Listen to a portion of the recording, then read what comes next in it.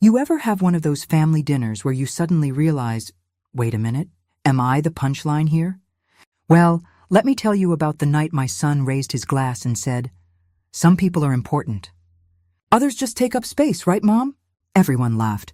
I smiled, but inside, oh honey, I was already packing my bags. But what happened next? Well, buckle up, because this story isn't just about a dinner gone wrong. It's about finding your own space. And maybe, just maybe, learning to laugh at the chaos.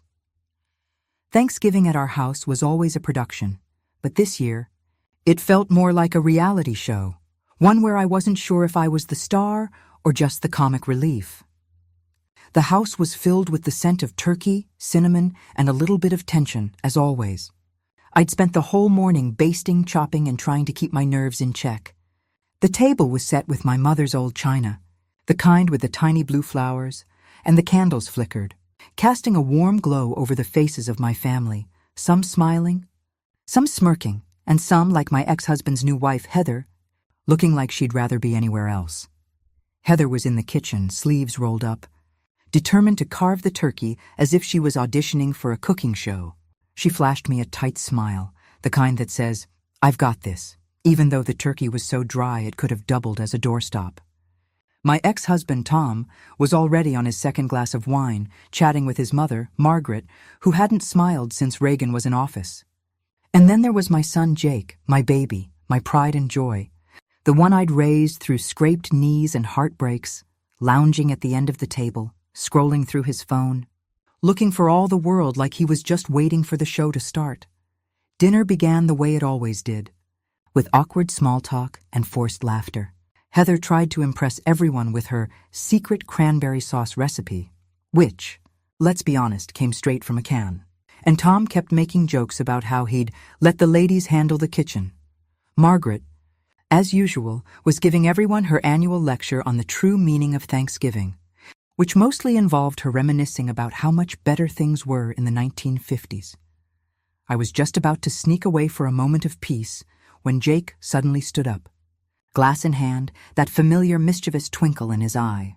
I braced myself, hoping for a sweet toast, maybe a little gratitude for the woman who'd spent the last 2 days making sure everything was perfect. But Jake had other plans. He grinned, raised his glass, and said, "Some people are important. Others just take up space, right, Mom?"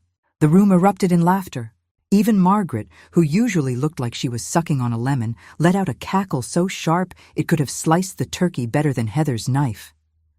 Tom snorted into his wine, and Heather, emboldened by the laughter, actually winked at me.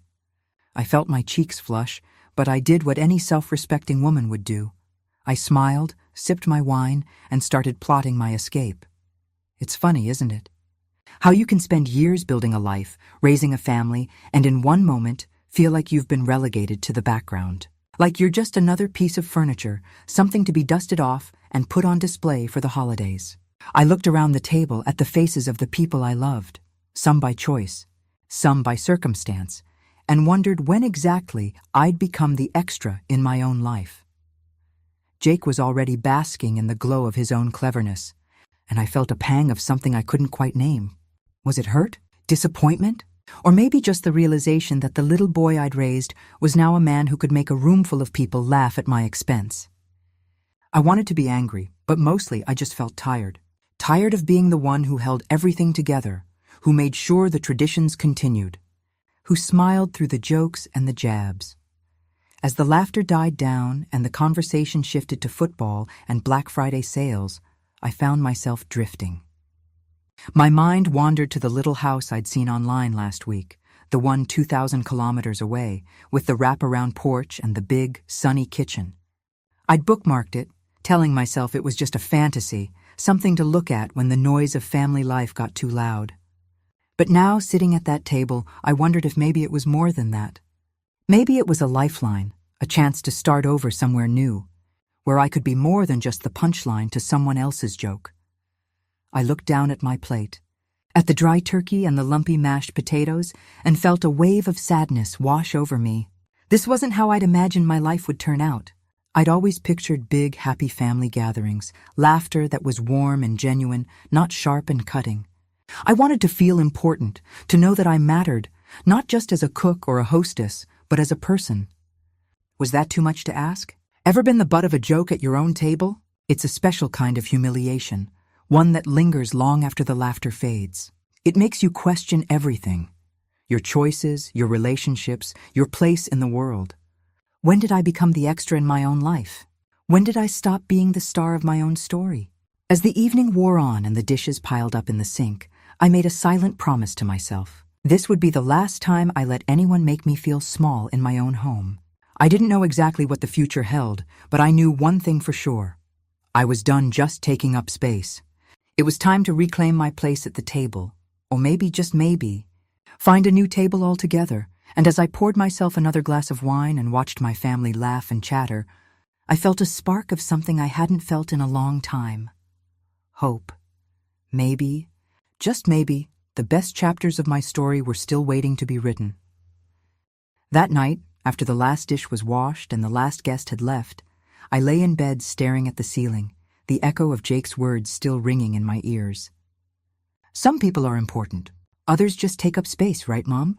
The laughter had faded, but the sting lingered, sharp and insistent. I found myself replaying the evening in my mind, picking apart every glance, every chuckle, every little moment that made me feel like a background character in my own life. Is this it? I wondered. Is this what the next 20 years look like? Me, hosting dinners for people who barely see me, who think of me as little more than a fixture in the dining room? The thought was enough to make me want to pull the covers over my head and never come out. But here's the thing about hitting rock bottom. Sometimes it's exactly the push you need. Lying there in the dark, I realized I had a choice. I could keep going through the motions, letting life happen to me, or I could take the reins and make something happen for myself. Spoiler alert, I wasn't about to let the next 2 decades be a repeat of the last 2 hours. I'd spent too many years putting everyone else first. Jake, Tom, even Heather with her overzealous turkey carving. Maybe it was time to put myself at the top of the list for once. So I did what any woman with a little savings and a lot of gumption would do. I started looking for a house. Not just any house, mind you. I wanted something that felt like a fresh start, a place where I could breathe, where I could finally hear myself think. I spent hours scrolling through listings, my heart skipping a beat every time I saw a wraparound porch or a sun-drenched kitchen. I imagined myself sipping coffee in the mornings, reading a book in the afternoons, maybe even learning to bake bread that didn't double as a doorstop. The possibilities felt endless, and for the first time in a long time, I felt a flicker of excitement. Of course, excitement's best friend is fear, and she showed up right on cue. Who moves across the country at 58? Who leaves behind everything familiar? Friends, family, the grocery store where the cashier knows your name, for a town where you don't know a soul? The doubts crept in, whispering that I was too old, too set in my ways, too much of a mom to just up and leave. But then I thought about that dinner table, about the way everyone had laughed, and I realized something important. If I didn't do this now, I might never do it. And if I wasn't living for myself, who was I living for?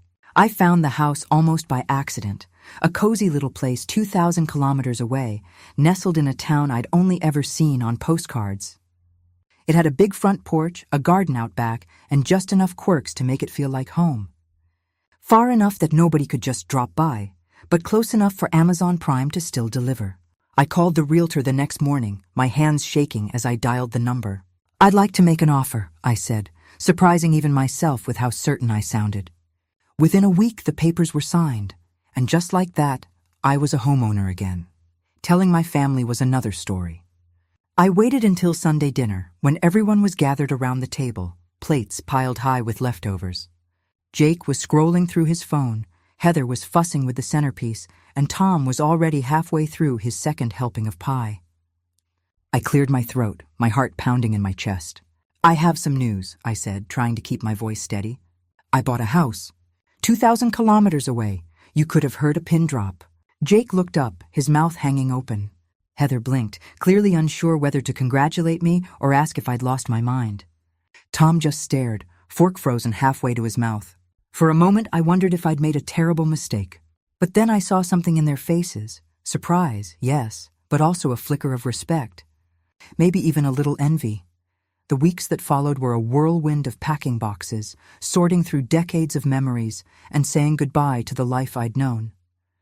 There were moments when I questioned everything, when the enormity of what I was doing threatened to swallow me whole. But there were also moments of pure, unfiltered joy. Like the day I found my old journals from college, filled with dreams I'd long since forgotten. Or the afternoon I sat on the floor of my empty living room, eating takeout and laughing at how liberating it felt to have nothing left to lose. Moving day arrived, and as I watched the movers load the last box into the truck, I felt a strange mix of fear and excitement. I was leaving behind the familiar, yes, but I was also stepping into something new, something that was entirely, gloriously mine. I took one last look at the house I'd called home for so many years, whispered a quiet "thank you," and closed the door behind me. Driving away, I felt lighter than I had in years. The road stretched out before me, full of possibility. I didn't know what the future held, but for the first time in a long time, I was excited to find out. After all, life is too short to just take up space. Sometimes you have to shake things up, and when you do, you just might find that the best is yet to come. Christmas came faster than I expected, as it always does. One minute you're packing away the last of the Thanksgiving leftovers, and the next you're knee-deep in tinsel, tangled lights, and the annual debate over whether to get a real tree or just drag the old artificial one out of the attic. This year I let them argue. I had bigger things on my mind, a secret that made me smile every time I thought about it, a secret that was about to change everything. The house looked the same as always, decked out in its holiday best. The same faded stockings hung from the mantel, the same ceramic Santa grinned from the side table, and the same old turkey, dry as ever, sat in the center of the table, waiting to be carved. Heather, my ex-husband's wife, was at it again, hacking away at the bird with the determination of a woman who refused to be bested by poultry. Jake lounged at the end of the table, scrolling through his phone, oblivious to the world around him. Tom was already on his second glass of wine, and Margaret, bless her, was giving everyone her annual lecture on the true meaning of Christmas. But this year, I wasn't just another face at the table. I had a secret, a shiny, exciting, terrifying secret. I'd spent the last few weeks packing boxes, making lists, and daydreaming about my new life in a town where nobody knew my name. I'd signed the papers, scheduled the movers, and even picked out new curtains for the living room. All that was left was to tell my family. As everyone settled in, I felt a strange sense of calm wash over me. For the first time in years, I wasn't dreading the holiday dinner. I wasn't worried about whether the turkey would be too dry or if the gravy would be lumpy. I wasn't even bothered by the inevitable jokes at my expense. I had something better, a fresh start, a new adventure, and the knowledge that I was finally doing something just for me. I waited until everyone had their plates piled high and their glasses filled. The conversation was the usual mix of small talk and gentle ribbing, with Heather trying to impress everyone with her secret cranberry sauce recipe. Spoiler, it was straight from the can. And Jake making snarky comments about the state of the mashed potatoes. I let them have their fun, biding my time, waiting for the perfect moment. Finally, I stood up and raised my glass. The room quieted, all eyes on me. I could feel my heart pounding in my chest, but I kept my voice steady. "I have an announcement," I said, smiling. "Good thing I just bought my own house 2,000 kilometers away from here. Don't worry, you'll never have to worry about me taking up space again." You could have heard a pin drop. For a split second, nobody moved. Jake's face was a picture, eyes wide, mouth open, fork frozen halfway to his lips. Heather nearly choked on her stuffing, coughing and sputtering as Tom patted her on the back. Margaret stared at me like I'd just announced I was running off to join the circus. And me? I felt lighter than I had in years, like I'd just set down a burden I didn't even know I was carrying. The questions came fast and furious. "Mom, are you serious?" Jake asked, his voice a mix of disbelief and something else. Maybe a little bit of pride, though he'd never admit it. "Where will you go?" Heather wanted to know, her eyes wide with curiosity. "Who will cook the turkey?" Tom chimed in, half joking, half panicked. I just smiled, enjoying the moment. "Guess you'll have to figure it out," I said, taking a sip of my wine. I hear there's a great deli down the street. Or maybe you could try one of those meal kits. I'm sure you'll manage. It was fascinating to watch the shift in the room. Suddenly, I was the hot topic, the center of attention. The woman who'd always been there, quietly making sure everyone else was happy, was now the one making waves. I could see the wheels turning in their heads, the realization dawning that things were about to change, and not just for me. Ever notice how people only appreciate you when you're gone? It's like you're part of the scenery until you announce you're leaving, and then suddenly everyone wants to know your plans, your reasons, your feelings. Jake, who'd barely looked up from his phone all evening, was now peppering me with questions. What about your friends? What about your book club? What about us? I could see the worry in his eyes, the fear that maybe he'd taken me for granted one too many times. Heather, for all her bravado, looked genuinely concerned. Are you sure this is what you want? She asked, her voice softer than I'd ever heard it. It's a big move. I nodded, feeling more certain than ever. It's exactly what I want, I said. I've spent my whole life making sure everyone else was taken care of. Now it's my turn. The rest of the evening passed in a blur of questions, hugs, and even a few tears. Margaret, who'd always been a tough nut to crack, pulled me aside and whispered, "Good for you, dear. About time someone shook things up around here." Tom, to his credit, offered to help with the move, though I suspect he was mostly worried about who'd organize the family holidays from now on. As I lay in bed that night, listening to the quiet hum of the house, I felt a sense of peace I hadn't known in years. I was nervous, of course, who wouldn't be? But I was also excited, hopeful, and most importantly, proud of myself. I was finally taking up space in my own life, and it felt wonderful. Sometimes you have to leave the table to remind people just how much you matter. And as I drifted off to sleep, I knew I was ready for whatever came next. Moving day dawned bright and early, the kind of morning that makes you believe anything is possible. The air was crisp, the sky a hopeful blue, and my heart was pounding with a cocktail of fear and excitement that I hadn't felt since my 20s. I stood in the middle of my old living room, surrounded by boxes labeled kitchen, books, and memories, and took one last look around. The walls echoed with laughter and arguments, holidays and heartbreaks, the whole messy, beautiful history of a life well lived. But as the movers loaded the last box into the truck, I realized I wasn't just leaving a house. I was leaving behind the version of myself that had always put everyone else first. I was terrified, yes, but I was also ready to see what life looked like when I was the one at the center of the story. The drive to my new home was long, but it felt like a journey toward freedom. I played my favorite songs, sang at the top of my lungs, and let the miles roll by like chapters in a book I was finally writing for myself. Every so often, doubt would creep in. What if I hated it? What if I was lonely? What if I'd made a huge mistake?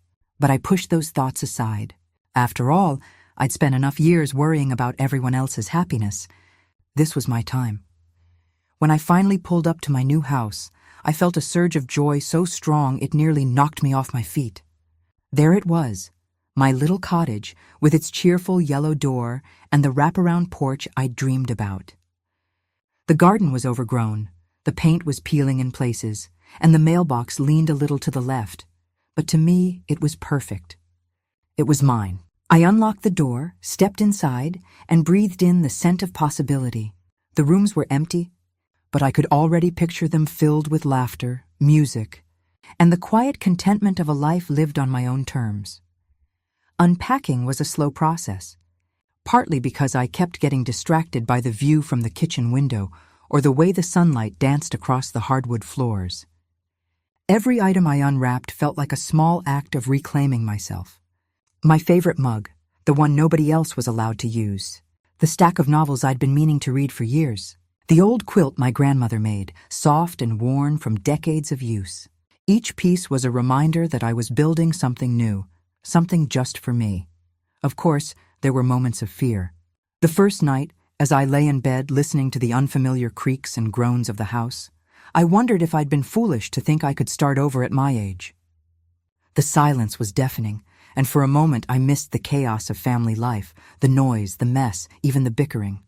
But then I remembered the feeling of being invisible at my own table, of being taken for granted, and I knew I'd made the right choice.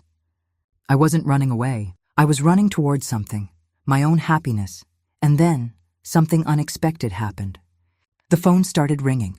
At first, it was just Jake, calling to ask if I'd arrived safely. "Mom, can I visit?" he asked, his voice softer than I'd heard in years. "I miss you." Then came Heather, of all people, wanting to know if I had any tips for making gravy that didn't come from a jar. Tom even called, sheepishly admitting that he'd never realized how much work went into hosting the holidays. The calls kept coming, old friends, new neighbors, even Margaret, who wanted to know if I'd found a good church in my new town. It turns out, sometimes you have to leave the table to remind people you're not just taking up space, you're the main course. Suddenly, I was the one everyone wanted to talk to, the one whose opinion mattered, the one who was missed. It was a strange feeling, being appreciated from a distance, but it was also deeply satisfying. I realized that by choosing myself, I hadn't just changed my own life, I'd changed the way others saw me too. I started to settle into my new routine. Mornings spent sipping coffee on the porch, watching the sun rise over the garden. Afternoons exploring the little shops and cafes in town, making friends with the locals who greeted me like an old friend.